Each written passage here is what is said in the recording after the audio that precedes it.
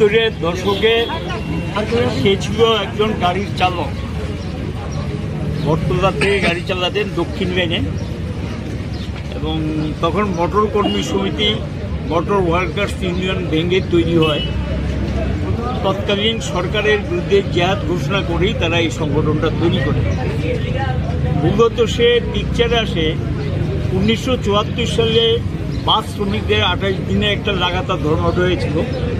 সুকুমার সেনগুপ্ত মন্ত্রিসভা সেটাকে ভালোভাবে নিতে পারেননি।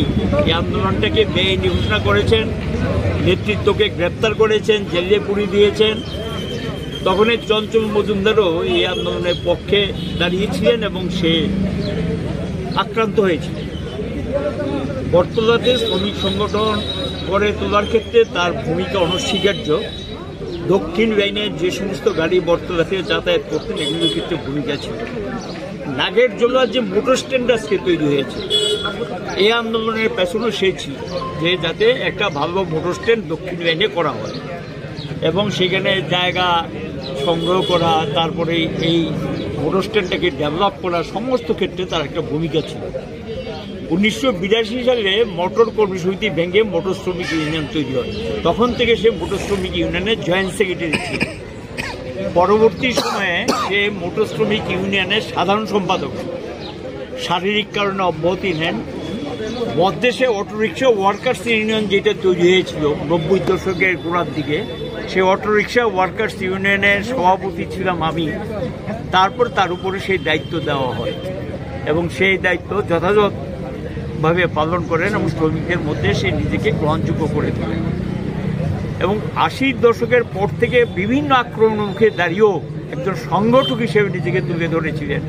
শ্রমিকদের মধ্যে খুবই জনপ্রিয় ছিলেন। গোটা একবারে সাবরুম থেকে শুরু করে গোটা দক্ষিণ লাইনে, মানে পরিবহন শ্রমিক বলতে বুঝতেন চঞ্চল মজুমদার দক্ষিণ লাইনে, এবং তার জনপ্রিয়তা এত ঊর্ধ্বে ছিল। ঘাত প্রতিঘাত অনেক আক্রমণ হয়েছে, দৈহিকভাবে নির্যাতনের সম্মুখীন হয়েছেন, কোনো কিছু তাকে দমাতে পারেনি। এমনকি লক্ষ্য করে গেছে যে এই গভর্নমেন্ট চেঞ্জ হওয়ার পর জোট জমানেও সে আক্রমণের শিকার হয়েছিলেন। এবারও সরকার পরিবর্তন হওয়ার পর 2018 পরে তাকে সেখানে বটতলা থেকে উচ্ছেদ করা, আক্রমণ করা এই চেষ্টা তারা করেছে।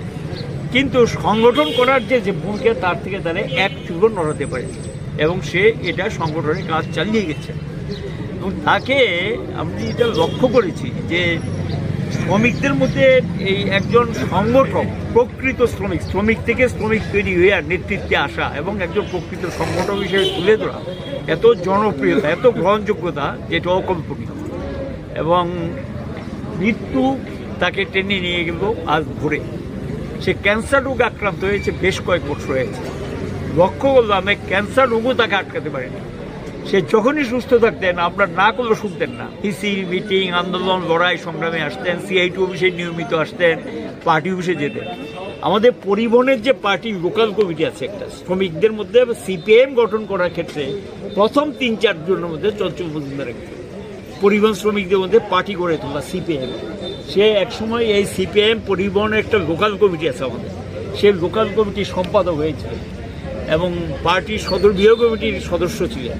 কিন্তু শারীরিক কারণে পরে বলেছে আমাকে অব্যাহতি দাও। কিন্তু এর মধ্যে এই কত হবে, আমার মনে হয় মাসখানেক হবে, বিছনায় পড়ে যাওয়ার আগ পর্যন্ত নিষেধও মানতেন না। আর না করলে আবার বিরক্ত হতেন, খবর না দিলে বিরক্ত হতেন।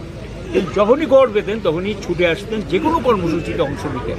তার মৃত্যু পরিবহন শ্রমিক আন্দোলনের বিরাট ক্ষতি, তথা গোটা শ্রমিক আন্দোলনের বিরাট ক্ষতি। CITUরও রাজ্য কমিটির সদস্য ছিলেন দীর্ঘদিন, তারপরে বিভাগীয় কমিটির সদস্য ছিলেন। CITUরও যখন যে দায়িত্বটা দেওয়া হয়েছে সেই দায়িত্ব সে সঠিকভাবে পালন করেছে। এবং সেই 50 বছরে তাকে আমি চিনি, জানি বেশি হবে, 50 বছর ঊর্ধ্ব হবে। এবং হাঁটি পা করে নিজেকে একজন সংগঠক হিসেবে তুলে ধরা, এটা অকল্পনীয় এবং শ্রমিক আন্দোলনে বিরাট ক্ষতি হয়েছে, এটা অস্বীকার করার সুযোগ নেই। তার মৃত্যুতে আমরা শোকাহত, কিন্তু কি করা যাবে, এটা তো মেনে নিতে হবে। সকলেই মিলে সেই দায়িত্ব আমাদের পালন করতে এগিয়ে যেতে হবে। সে তার একটা জিনিস হলো আদর্শগত অবস্থান থেকে এক চুলো নয়, নীতিগত অবস্থান, আদর্শগত অবস্থান তাকে এই জায়গায় নিয়ে যাওয়ার ক্ষেত্রে মার্ক্সবাদী লেনিনবাদী যে দৃষ্টিভঙ্গি, এই দৃষ্টিভঙ্গিটা একটা বিরাট কাজ করেছে। সে এটাকে মনে প্রাণে ভালোবাসে। এবং আমি লক্ষ্য করেছি পরিবারটাকেও সেইভাবে তৈরি করেছে, পরিবারটাকেও ঠিক সেইভাবে তৈরি করেছে। এবং এটা হলো আমাদের কাছে, বিশেষ করে নতুন প্রজন্মের কাছে এটা একটা দৃষ্টান্ত। এবং এটা নতুন প্রজন্মের কাছে আবেদন থাকবে যে এই যে তাদের কর্মজীবনে যা করে গেছেন তার থেকে অভিজ্ঞতা নিয়ে সংগঠনটাকে টেনে নিয়ে যাওয়া, যে আদর্শ এবং যে কর্মসূচির জন্য কাজ করে গেছেন সকলেই মিলে সেই দায়িত্বর হাতে হাত ধরে কাজ করতে হবে। মৃত্যুটা তো মেনে নিতে হবে। শোক সন্তপ্ত পরিবার পরিজনদের প্রতি আমি সমবেদনা জানাচ্ছি, তার প্রতিও আমার শ্রদ্ধা নিবেদন করছি। Thank you. স্বপ্নের বাড়ি কিনবেন ভাবছেন? দেরি না করে চলে আসুন আরবি কনস্ট্রাকশনে। অত্যাধুনিক সুযোগ সুবিধা সহ আপনার সাধ্যের মধ্যে ফ্ল্যাট পাবেন আমাদের এখানে। রয়েছে ব্যাংক লোনের সুবিধাও। আগরতলার সার্কিট হাউস, দুর্গা চৌমুহনী, প্রগতি রোড ও কলেজ টিলার মূল সড়কের পাশে। কলকাতার নাগের বাজার, কৈখালি, মালিবাগানে রয়েছে আমাদের ফ্ল্যাট। প্রতিটি ফ্ল্যাটে রয়েছে পার্কিং ও লিফটের সুবিধে, পরিশোধিত পানীয় জল, জেনারেটর সহ আলাদা ট্রান্সফরমার। তাছাড়াও নিরাপত্তার জন্য থাকছে দিবারাত্রি সিকিউরিটি গার্ড, রয়েছে সিসি ক্যামেরার নজরদারিও। তাহলে দেরি না করে আজই যোগাযোগ করুন আরবি কনস্ট্রাকশনে।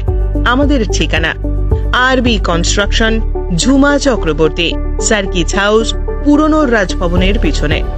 যোগাযোগ 8787495180 এবং 9436123139 এই নাম্বারে। জুড়ে থাকে বাঁধন আপনার চেয়েও আপন, জুড়ে থাকে বাঁধন আপনার চেয়েও আপন, আপনার চেয়েও আপন।